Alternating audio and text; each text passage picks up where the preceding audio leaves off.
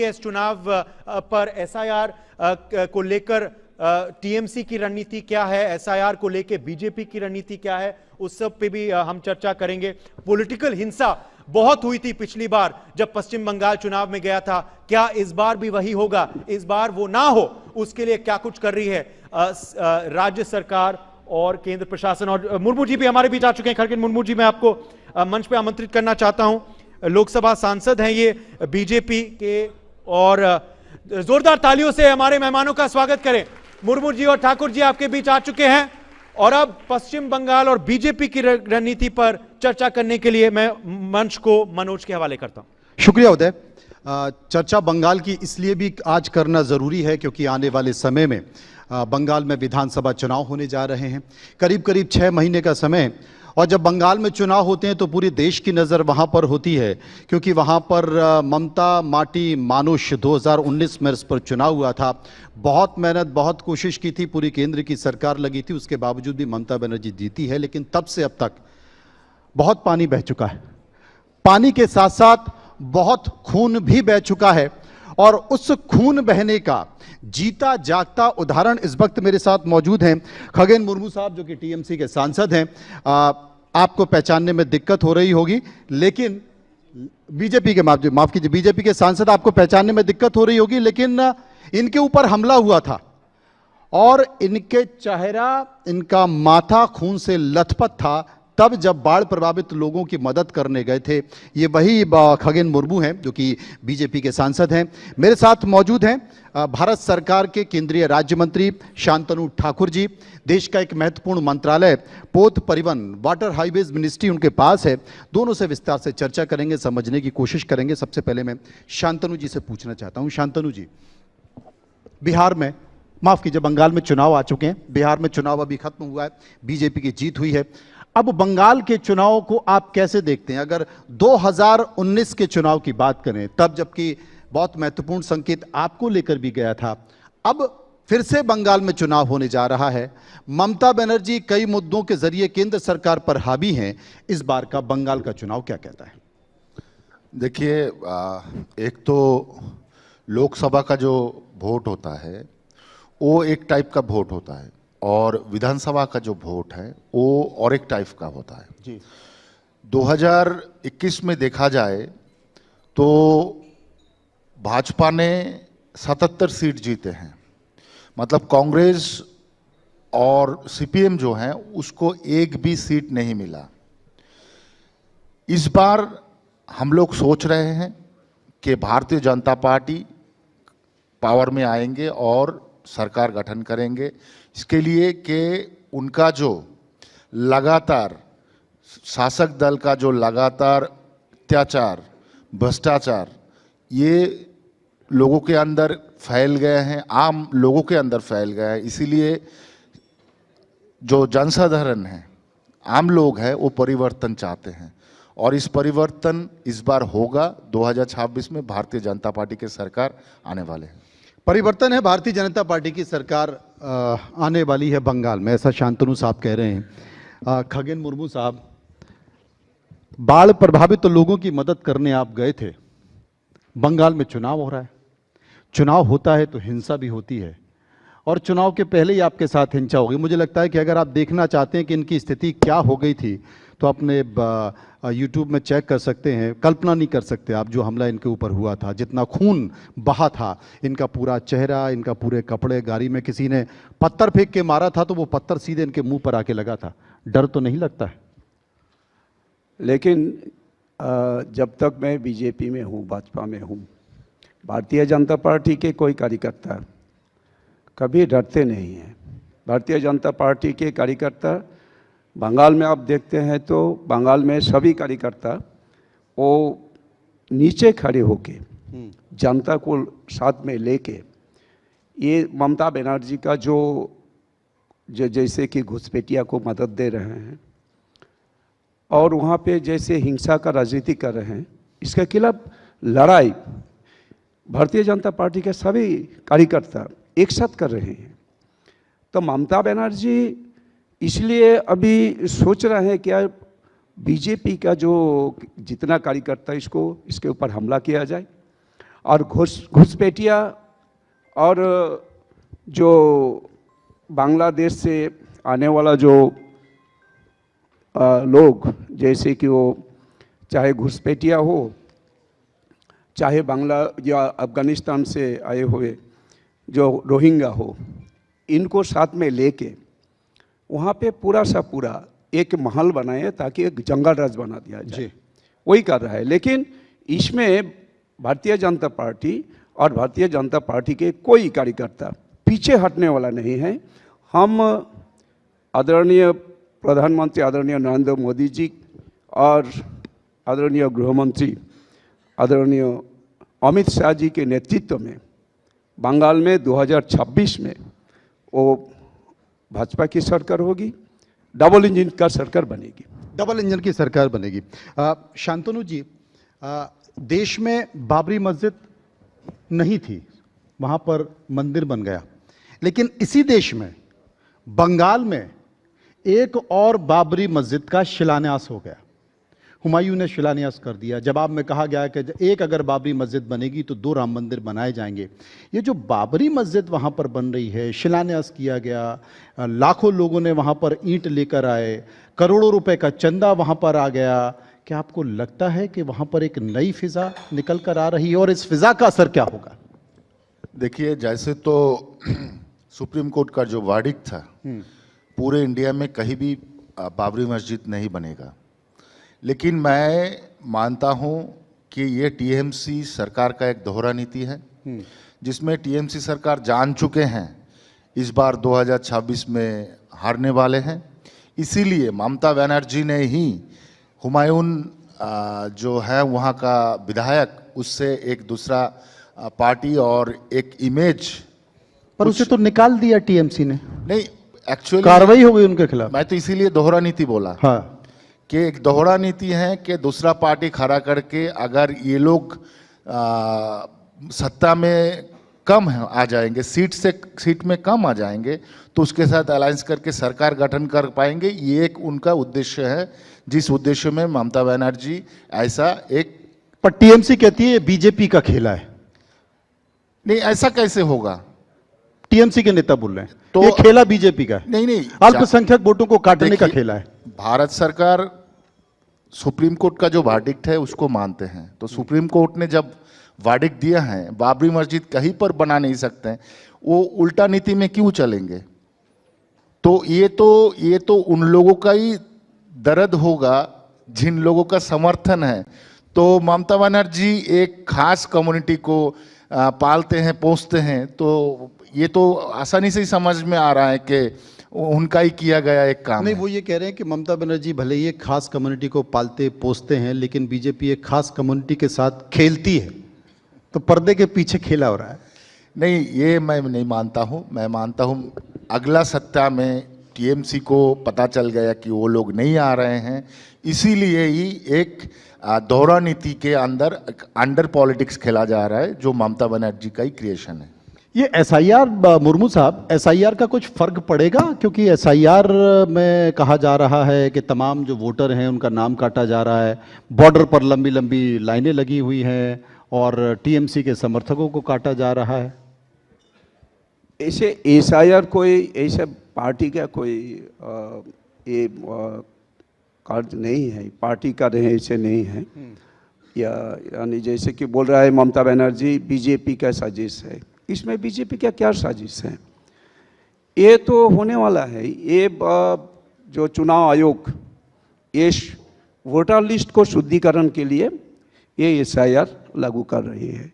देश में 12 राज्य में एसआईआर हो रहे हैं, तो बंगाल में ममता बनर्जी क्यों डरती हैं? डरने का क्या है? एसआईआर होगा जिसमें एसआईआर के तहत जैसे कि जो वोटर लिस्ट वो शुद्धिकरण होगा, यहाँ पे शुद्ध वोटर लिस्ट बनेगा, जिसमें जो मृत्यु है उसका नाम हट जाएगा। डबल ट्रिपल एंट्री बंगाल में ही है, आपको पता है शायद। तो डबल ट्रिपल एंट्री जहाँ पे हैं वो जो वोटर लिस्ट में वो भी हट जाएगा। और जहाँ वहीं पे जो लोग रहता नहीं है बाहर कहीं चली गई दूसरा जगह में, इनका नाम वहाँ से हट जाना जरूरी है, वो हट जाएगी।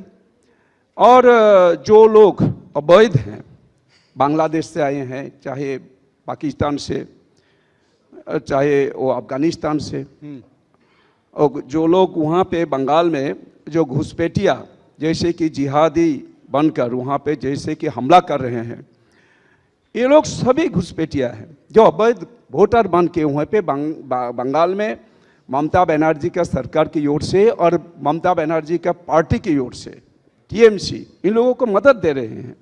इनका सब कुछ फर्जी वोटर लिस्ट, फर्जी सब आइडेंटिटी कार्ड बन रहे हैं। ये लोग ऐसे कर रहे हैं जैसे कि मेरे ऊपर हमला हुआ था। हाँ। तो ये लोग सभी बाहर से आने वाला है, बांग्लादेश से आने वाला है, सभी वो लोग हमलाकारी हैं, हमला कर रहे हैं।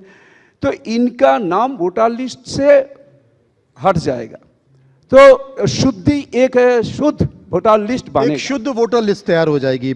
शांतनु साहब एक बात बताइए, 1997 में संसद में खुद ममता बनर्जी ने सीए का विरोध किया था, सरकार को लताड़ लगाई थी। आज जब सीए हो रहा था तब भी ममता बनर्जी उसका विरोध कर रही हैं, एसआईआर हो रहा है तब भी ममता बनर्जी विरोध कर रही हैं, चुनाव आयोग के अधिकारी वहां जा रहे हैं तो उन्हें विपरीत परिस्थितियों का सामना करना पड़ रहा है। चुनाव आयोग की जो एसआईआर हो रही है, वोटर लिस्ट जिसका शुद्धिकरण की बात कर रहे थे खगन साहब, अगर उसकी प्रक्रिया आगे बढ़ रही है तो उसका विरोध किया जा रहा है, लोगों को डराया जा रहा है, धमकाया जा रहा है। तकलीफ कहां, डर क्या है?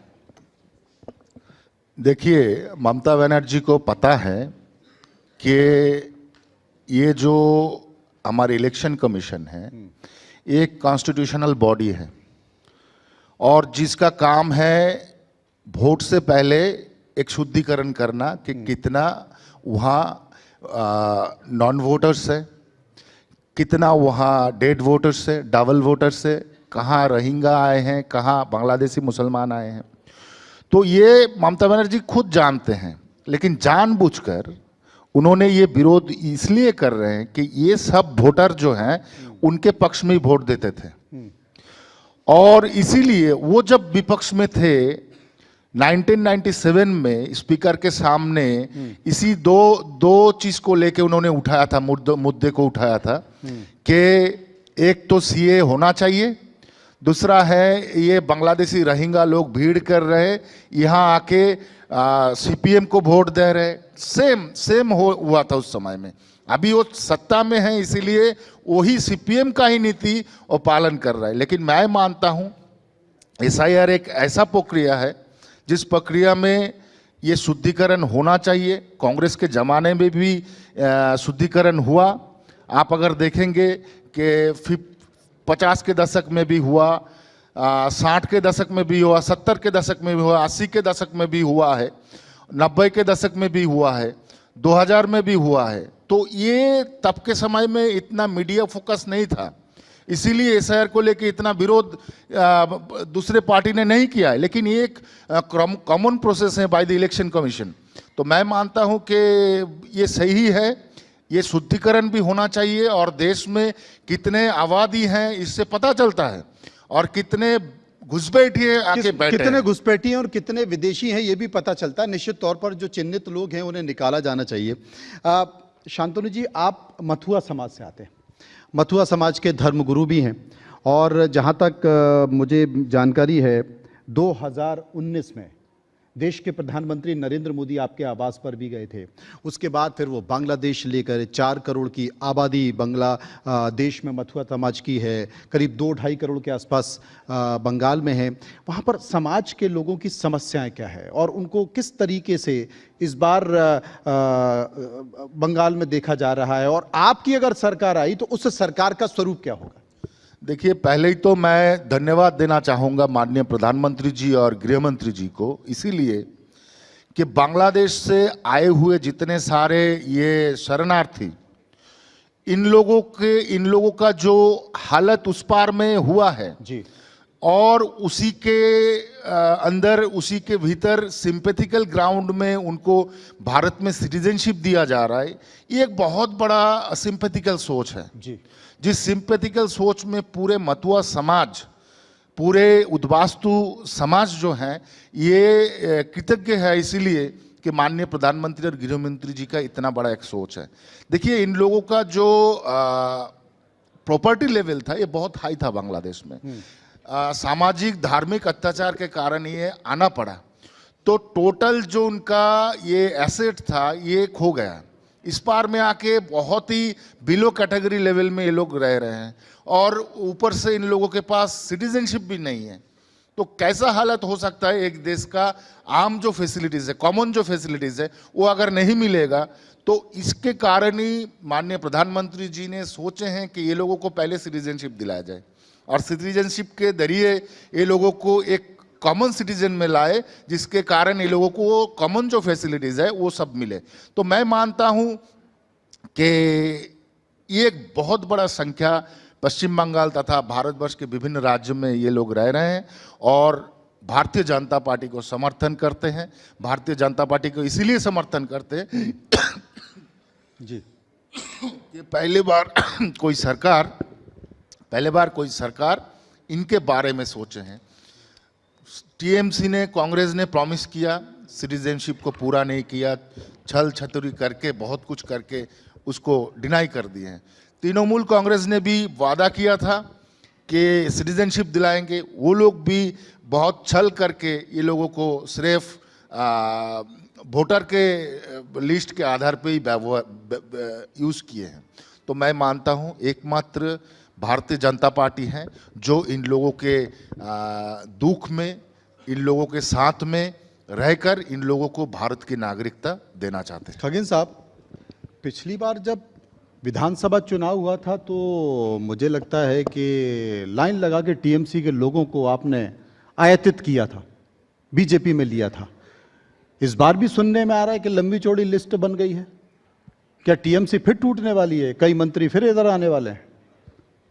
ये तो सही है। क्या बंगाल में तृणमूल कांग्रेस का, टीएमसी का जैसे जो गुंडागर्दी, उसके बाद जैसे कि हर केंद्रीय सरकार का विकास का जो राशि बंगाल के लिए दिया जाता है, माननीय प्रधानमंत्री आदरणीय नरेंद्र मोदी जी ने, जैसे कि बंगाल को, जो पिछड़ा वर्ग को ये ऊपर उठाने के लिए जैसे कोशिश कर रहे हैं। आप देख रहे हैं हमारे देश को विकास करने के लिए सरकार, हमारे माननीय प्रधानमंत्री आदरणीय नरेंद्र मोदी जी बहुत कोशिश कर रहे हैं। तो बंगाल में जो राशि जा रहा है पूरा वो लोग लूट रहे हैं। इसमें तो एक्चुअली जैसे कि वो तुष्टीकरण का राजनीति में विश्वासी हैं, तुष्टीकरण करती हैं सिर्फ वोट बैंक के लिए। वोट जैसे कि कुछ समुदाय का वोट वो इकट्ठा रहे, इसीलिए तुष्टीकरण का राजनीति ज़्यादा से ज़्यादा करती है ममता बनर्जी ने।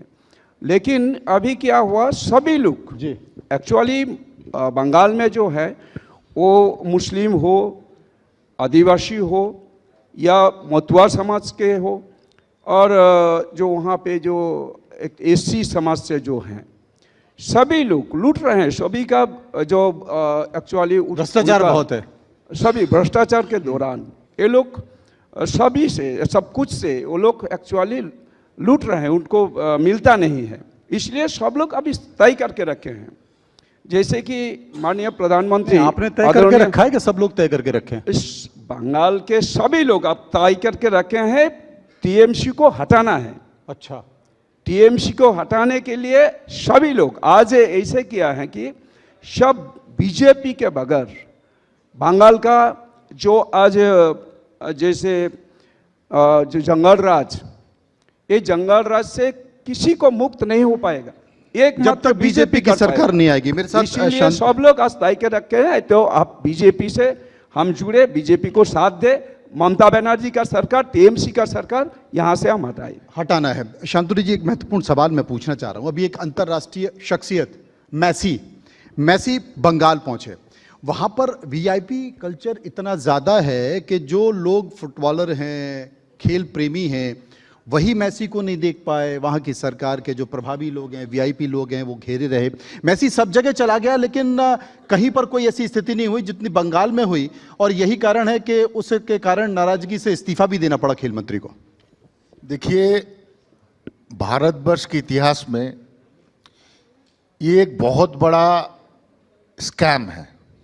अच्छा, स्कैम इसलिए बता रहा हूं, लोगों से पैसा उठा के लोगों को ही वंचित किया जाता है मेसी को देखने के लिए। ये स्कैम के सिवा और कुछ नहीं हो सकता है। और ये लोग अभी ढोंग मचा रहे हैं, बहुत सारे लोगों को अरेस्ट करके दिखा रहे हैं कि ये लोगों के लिए गलती है। गलती तो पश्चिम बंगाल के सरकार के हैं। जो लोग रिस्पॉन्सिबिलिटी ले रहे थे वहाँ प्रोग्राम को अरेंज करने के लिए, वो अरूप विश्वास जो हैं, अभी इस्तीफा देकर क्या होगा मंत्रित्व से? जो काम हो गया, जो लोग वंचित हो गया, उसका पैसा रिटर्न कर रहे हो आप लोग? जी। तो नहीं कर रहे हो। तो ये एक बहुत बड़ा स्कैम हुआ है, जिस स्कैम के कारण आज पूरा पश्चिम बंगाल, पूरे भारतवर्ष के इतिहास में एक सबसे काला दिन उस दिन हम लोगों को देखना पड़ा। जांच वांच करा दीजिए, ईडी वीडी सीबीआई की क्या है? एकदम करना है, पता कितना चल जाए। पैसा वहां से उठाया गया है और कितना पैसा वहां बांटा गया है, ये छानबीन में आना चाहिए। आप मांग कर रहे हैं कि इसकी सीबीआई या ईडी से जांच इसका करें? सीबीआई तदंत होना चाहिए, चलिए जरूर होना चाहिए। चलिए, एक और जांच बंगाल में सीबीआई ईडी करेगी, क्योंकि इसमें जो पैसा है वो मेसी के नाम से बड़े पैमाने पर जोड़ा गया। बहुत बहुत शुक्रिया शांतनु जी आपका, आप हमारे साथ आए, हमारे मंच पर आए। खगेन साहब आपका भी बहुत बहुत शुक्रिया। शुक्रिया आप दोनों का। मैं अब बाद करता में करते हैं, धन्यवाद। शुक्रिया मैं आप दोनों का करता हूं। और बेहद खास जो और बड़ा चुनाव होने वाला है अगले साल 2026 में, उस पर हमने चर्चा की, बीजेपी की क्या रणनीति होने वाली है। और ये भी आप इत्तेफाक देखिए कि आप दोनों के विचारों में कितना मेल है कि आप सेम भेष में भी आज आ पाए हैं। You are twinning as they say in English. एक तस्वीर के लिए मैं आप दोनों को आमंत्रित करता हूं। ये यादगार लम्हा को हम एक तस्वीर में कैद करना चाहते हैं। मनोज आपका भी मैं शुक्रिया करता हूं, मगर आग्रह करता हूं कि आप मंच पे बने रहें। हम अब शीघ्र गति से हमारे अगले सेशन की ओर बढ़ रहे हैं। हमारे अगले बेहद खास मेहमान हमारे बीच पहुंच चुके हैं। केंद्र मंत्री Jyotiraditya Scindia, union minister of communications, Shri Scindia ji is with us for this next session. और बेहद खास ये सेशन होने वाला है। बहुत प्रखर वक्ता हैं, बहुत बेबाकी से बोलते हैं, उनका बहुत स्पष्ट रूप से अंदाज है। मैं आपको मंच पे आमंत्रित करता हूं। सिंधिया जी बहुत बहुत स्वागत है आपका। Jyotiraditya Scindia, union. For more such videos, subscribe to the NewsX YouTube channel, hit the bell icon.